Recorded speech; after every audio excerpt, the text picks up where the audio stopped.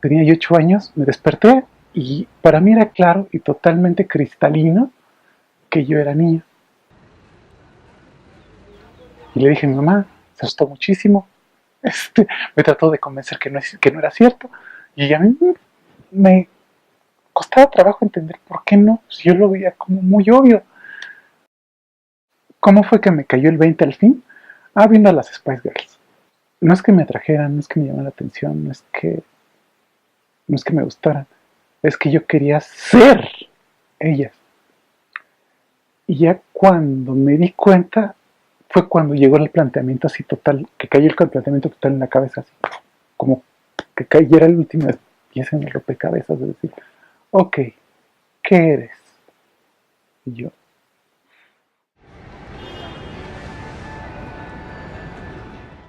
A veces me sentía muy extraño porque no encajaba mi historia de vida con la de otras personas trans. Porque muchas personas trans relatan que se dan cuenta desde que tienen uso de razón. Yo realmente me di cuenta hasta mis 25 años. Sí hubo cosas a lo largo de mi vida que pudieron haberme dejado pistas, más no que yo dijera conscientemente soy un hombre o soy un niño en el caso de una edad muy temprana. Pero me doy cuenta que hay algo más, pero no encuentro las palabras ni las definiciones hasta que mi expresión de género empieza a ser más masculina y empiezo también a colocarme después en una androginia porque no me siento ni lo suficientemente masculino para ser un hombre ni lo suficientemente femenino para ser una mujer. Empiezo a descubrir que hay o que existen hombres trans, que lo que normalmente vemos allá afuera sobre trans es sobre mujeres, y me di cuenta que realmente era mi sitio.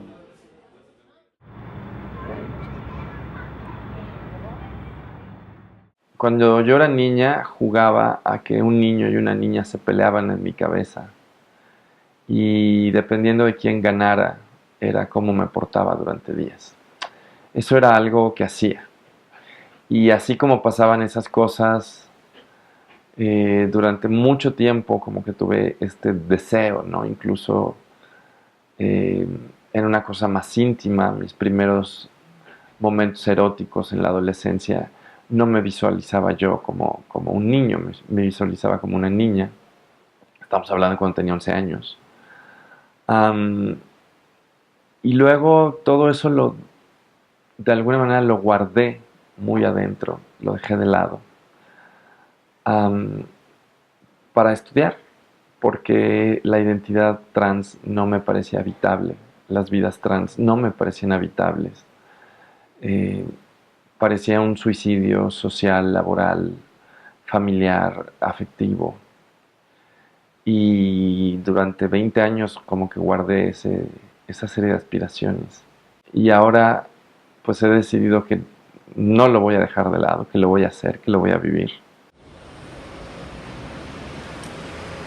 en ese entonces, no es que no existiera el asunto, es que era tan extraño, tan fuera de lugar, que no había a quien recurrir. Pero la primera persona que le dije que mira, creo que esto es lo que me está pasando, fue aquí a mi vecina, mi actual vecina. Y fue ella la que me puso Melissa. Había tenido una relación de casi 8 años con una chava y bueno, comencé una nueva relación.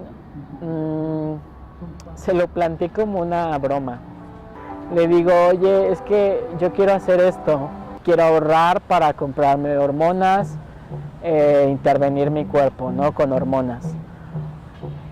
Y me dijo, ya lo sabía. Y yo, ¿qué? ¿Cómo? Es que yo percibía en ti algo distinto. Y entonces fue para mí un shock en ese momento, porque ¿cómo es posible que otra persona pudo darse cuenta primero que yo, ¿no? Entonces me costó mucho trabajo asimilarlo, me costó muchos meses de depresión, en la que, pues claro, como allá afuera te dicen es que sin un pene no puedes ser un hombre, ¿cómo voy a ser un hombre?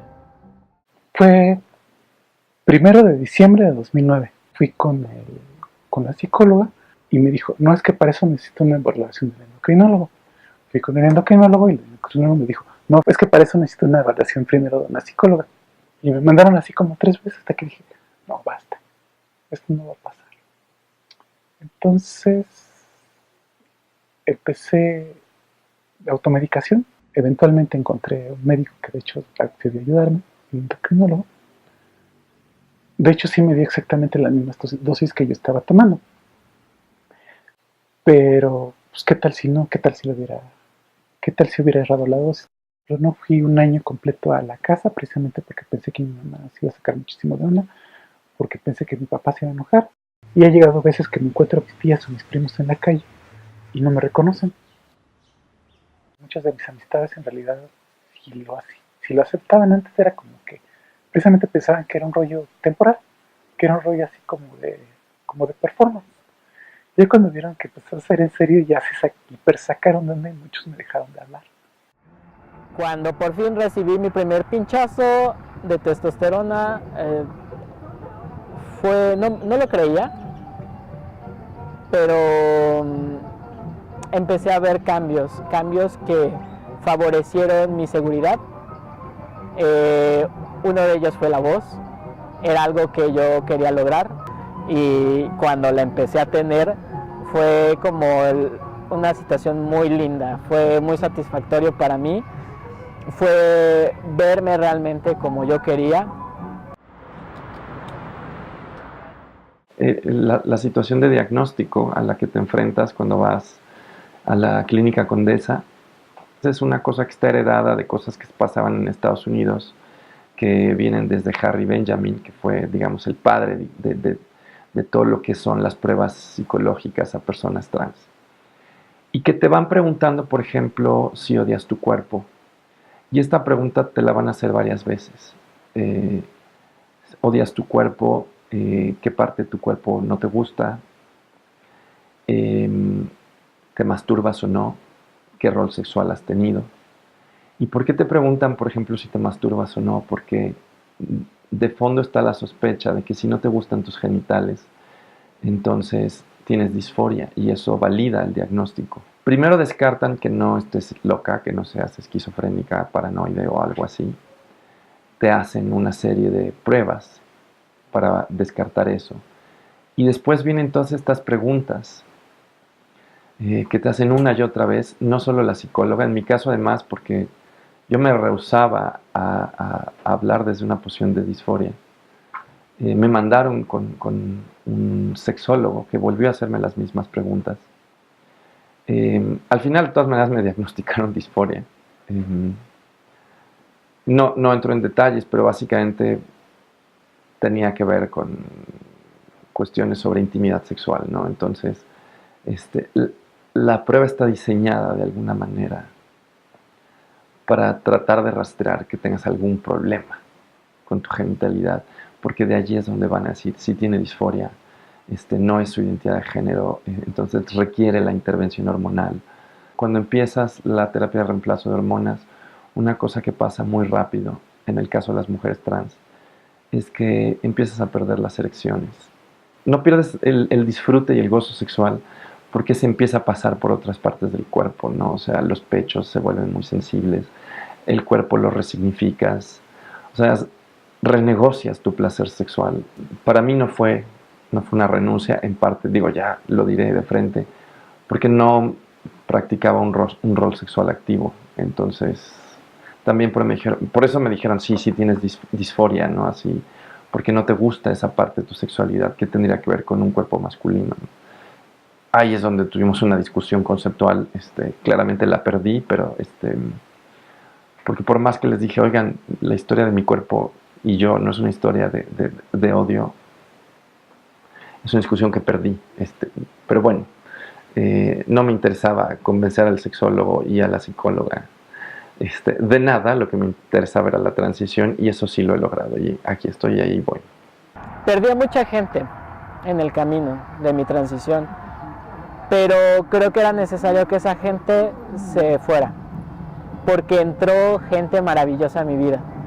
Con mi mamá fue algo difícil y ella sí me dijo que no estaba de acuerdo en lo que yo estaba haciendo, pero que al final yo era una persona adulta y que había tomado mi decisión. Creo que ella se fue adaptando poco a poco a esa situación, a ese nombrarme en masculino. Entonces fue paulatino el cambio hasta un viaje que tuvimos a Oaxaca. En ese viaje yo ya había cambiado mis papeles. Cuando reservó los lugares, dio mi nombre legal, actual, ya como Nathan. Descubrí que en su celular ya había cambiado mi nombre por el nombre masculino y fue como de esos primeros detalles durante el viaje, que cuando me presentaron, pues me presentaron como Nathan, y cuando le preguntaban en el tour, porque era un tour de jubilados, le preguntaron por mí, ella, para dirigirse a mí, dijo, mi hijo. Fue la experiencia más importante que he tenido con ella y favorecedora. Realmente fue algo muy lindo, fue hermoso. El problema es que cuando regresamos a lo familiar, ella no da el paso de seguirme nombrando en masculino. Soy hija de unos padres que me han apoyado toda la vida. Y ahora cuando les dije, les costó trabajo, sí les costó más trabajo que hace 20 años. No es lo mismo que llegue un hijo y te diga soy gay, a que llegue una hija y te diga sorpresa. En realidad siempre has tenido una hija, solo que no lo sabías. Les llevó tiempo, a mi papá le llevó tiempo, a mi mamá le llevó tiempo. Estamos hablando de un intervalo de 1 o 2 meses. No es mucho en realidad. Tengo amigas a las cuales sus familias les dejaron de hablar durante años. A mí nunca me dejaron de hablar. Sí hubo momentos incómodos donde me dijeron, pero la gente trans es muy desadaptada y tú te ves bien. Oye, pero ¿por qué? ¿No? Pero terminaron por comprenderlo, por apoyarme. La gente no, o sea, la gente de calle no sabe que es una persona trans, de veras, no lo sabe. O sea, creen que somos personas ultra gay. Se piensa o se cree que que si se es trans, es una mujer trans, es específicamente para una cuestión sexual. Y nada más para eso. Dado que estamos sobre un sistema patriarcal, falocéntrico, el primer prejuicio, ¿cómo es que crees que eres un hombre si no tienes un pene? También se tiene como esa idea bien prejuiciosa respecto a que éramos y ahora somos, bueno, éramos lo que la gente quería que fuéramos y somos lo que realmente queremos ser. El término de disforia suele referirse a un malestar sistemático, y en este caso disforia de género, con respecto a un malestar sistemático con respecto a la identidad de género y al cuerpo. De hecho, está esta narrativa, digamos, muy común de que las personas trans nacimos en el cuerpo equivocado y que entonces lo rechazamos. Junto a la disforia suele hablarse también de dismorfia, o sea, de un malestar con el cuerpo. Cuando yo hace casi 2 años decidí que quería hacer esto, de las primeras cosas que dije es, no quiero que mi experiencia de transición pase por tener que narrarme como alguien que odia su cuerpo, que desprecia su cuerpo. Quiero que sea más bien una historia de gozo, de transformación de mi cuerpo, de volver a conocerlo, de redescubrirlo. Entonces rechacé la narrativa de disforia, que me parecía impuesta además desde la medicina, como una manera de legitimarte diciendo, sí, soy una enferma. Lo curioso es que tiempo después sí me empezó a dar disforia, pero no por una situación personal, sino por la enorme presión social. Porque cuando llegué a decirle a la gente, oigan, pues ahora me asumo como una mujer trans, empezó una enorme presión de tus lentes son muy masculinos, tu cabello no te lo peinas bien porque no te maquillas, no te vistes adecuadamente, modula tu voz, haz cosas como con respecto a tu lenguaje corporal. Y hay una enorme presión hacia las mujeres transgénero por alinearte al género. Y esto es curioso porque luego nos acusan de alguna manera de reconstituir una imagen muy estereotipada de lo femenino. Pero en realidad es la gente la que te arroja eso. Y si no lo haces, te invalidan. Género, a final de cuentas, es una actuación. Es una pantalla con la que te expresas ante la gente. Sí puede haber un montón de teorías al respecto sobre qué es ser un hombre, qué es ser una mujer. Pero desde mi perspectiva y desde mi experiencia, todas las exigencias de género son eso, exigencias, son sugerencias, son mandatos, no son reales. Y simplemente pueden, una vez abolidas, se dan cuenta que básicamente funciona todo igual, que es pues un show.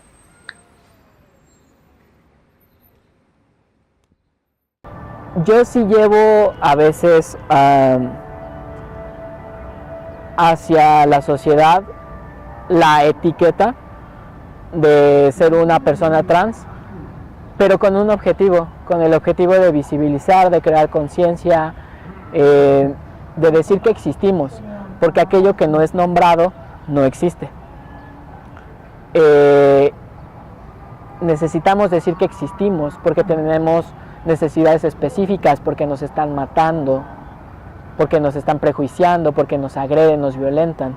Por eso es por lo cual elegí una vida de visibilidad. Lo trans para mí tiene más que ver con la libertad de construir tu cuerpo de otra manera, de gozarlo de otra manera, de literalmente forjar su materialidad, de cambiar la manera en la que te leen para que te lean como quieres, de explorar otras posibilidades de tu erotismo, de tu identidad social. Para mí lo trans es un ejercicio fundamentalmente de goce y de afirmación del propio cuerpo y de reclamar su materialidad y de transformarla. Desde este rol, desde esta identidad, desde aquí quiero hablar, desde aquí quiero gozar, desde aquí quiero estar, habitar, morar.